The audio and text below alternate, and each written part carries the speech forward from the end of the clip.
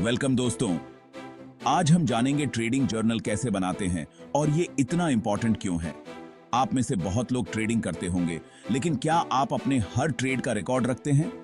अगर नहीं, तो आप बहुत बड़ी गलती कर रहे हो।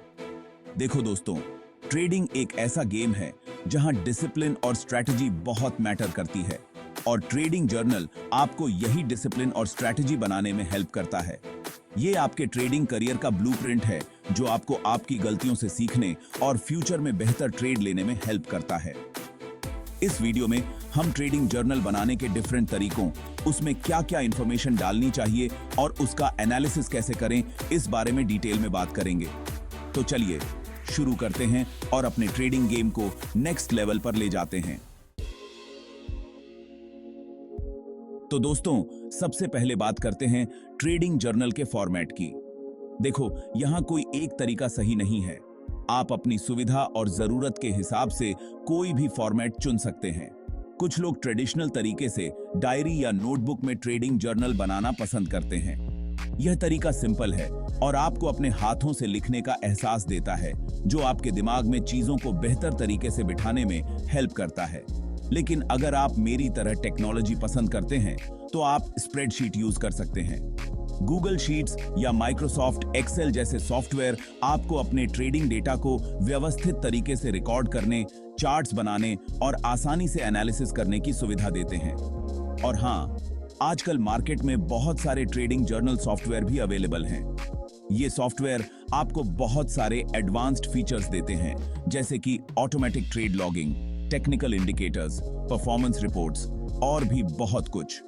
चाहे आप कोई भी तरीका चुने, याद रखें कि आपका ट्रेडिंग जर्नल आपके लिए यूजफुल होना चाहिए। तो ऐसा फॉर्मेट चुनें जो आपको सबसे अच्छा लगे और जिसका आप रेगुलरली पालन कर सकें। अब बात करते हैं कि आपके ट्रेडिंग जर्नल में कौन-कौन सी इंफॉर्मेशन होनी चाहिए। यह बहुत इंपॉर्टेंट है, क्योंकि यही इंफॉर्मेशन आपको अपने ट्रेडिंग परफॉर्मेंस का सही मूल्यांकन करने में हेल्प करेगी। सबसे पहले तो आपको हर ट्रेड की डेट और टाइम लिखना चाहिए।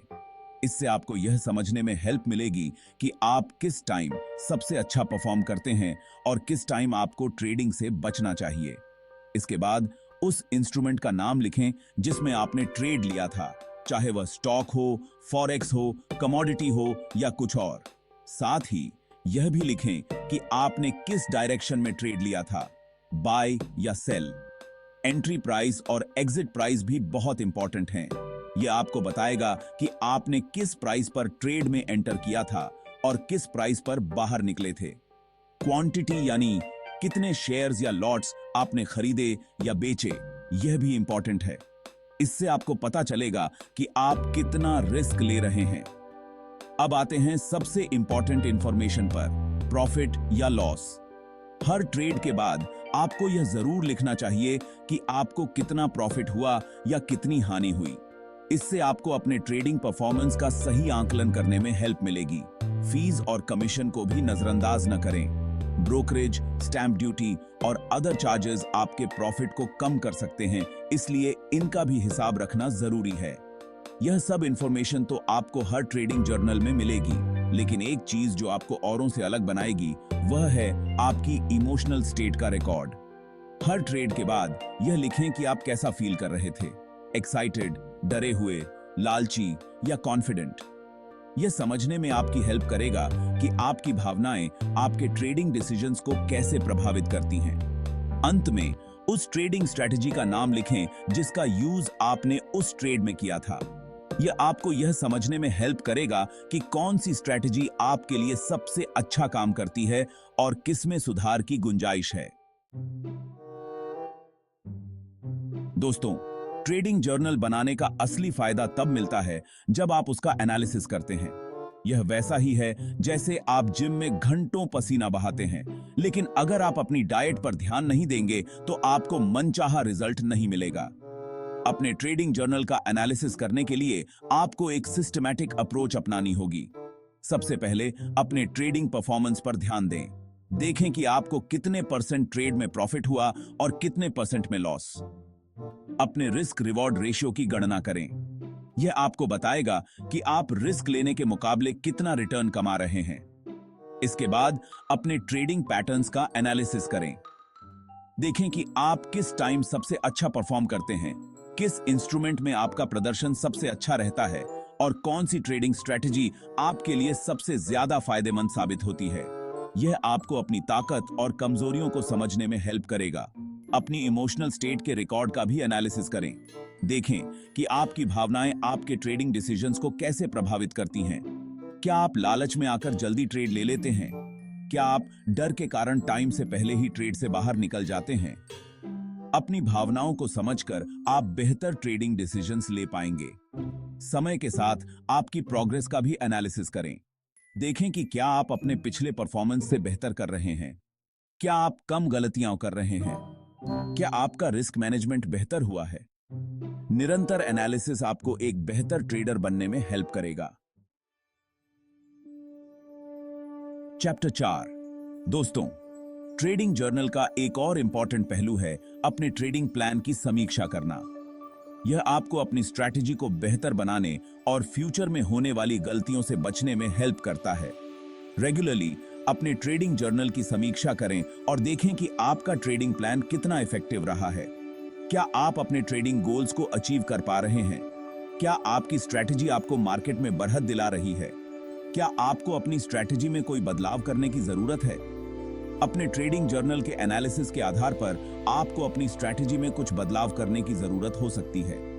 हो सकता है कि आपको अपनी एंट्री और एग्जिट स्ट्रैटेजी को बदलना पड़े, या आपको अपना रिस्क मैनेजमेंट बेहतर करना पड़े, या हो सकता है कि आपको अपनी ट्रेडिंग स्टाइल को पूरी तरह से बदलना पड़े। याद रखें, ट्रेडिंग एक डायनामिक फील्ड है और आपको मार्केट के साथ खुद को बदलते रहना होगा। अपने ट्रेडिंग जर्नल की रेगुलर समीक्षा करके आप यह सुनिश्चित कर सकते हैं कि आपकी ट्रेडिंग स्ट्रैटेजी मार्केट के अनुरूप है। चैप्टर 5। दोस्तों, ट्रेडिंग जर्नल बनाने से आपको सबसे बड़ा फायदा यह होता है कि यह आपको डिसिप्लिन्ड रहने में हेल्प करता है। ट्रेडिंग में डिसिप्लिन बहुत जरूरी है, खासकर जब आप इमोशनली कमजोर हों। हर ट्रेड को रिकॉर्ड करने की आदत डालें, चाहे वह प्रॉफिटेबल हो या हानिकारक। यह आपको अपनी गलतियों से सीखने और फ्यूचर में उन्हें दोहराने से बचने में हेल्प करेगा। अपने जर्नल को ईमानदारी से अपडेट रखें। कोई भी इंफॉर्मेशन छिपाने की कोशिश न करें, चाहे वह कितनी भी शर्मनाक क्यों न हो।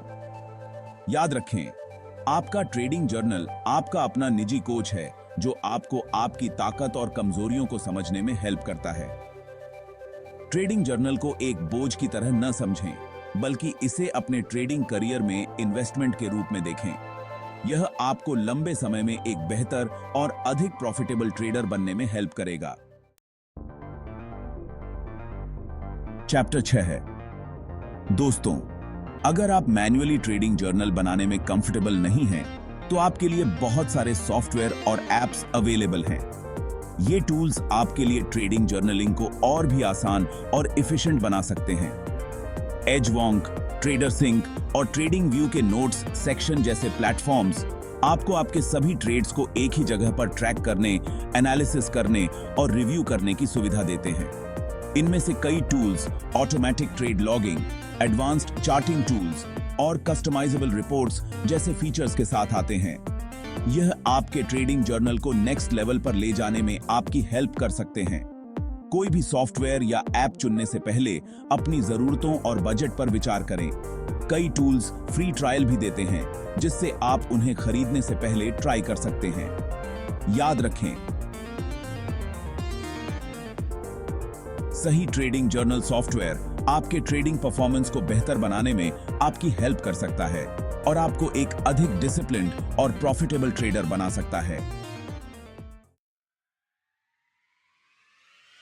तो दोस्तों, उम्मीद है कि इस वीडियो से आपको ट्रेडिंग जर्नल के महत्व और इसे कैसे मेंटेन करें, इस बारे में अच्छी इंफॉर्मेशन मिली होगी। याद रखें, ट्रेडिंग जर्नल आपके ट्रेडिंग करियर का एक इंपॉर्टेंट हिस्सा है जो आपको लंबे समय तक मार्केट में बने रहने और सक्सेस प्राप्त करने में हेल्प कर सकता है।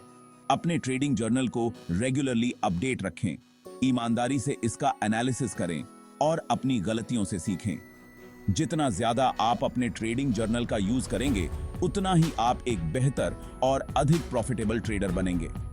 चैनल को सब्सक्राइब करना न भूलें और बेल आइकॉन को दबाएं ताकि आपको हमारी आने वाली वीडियोस की सूचना मिलती रहे। मुझे उम्मीद है कि आप अपने ट्रेडिंग करियर में नई ऊंचाइयों को छुएंगे।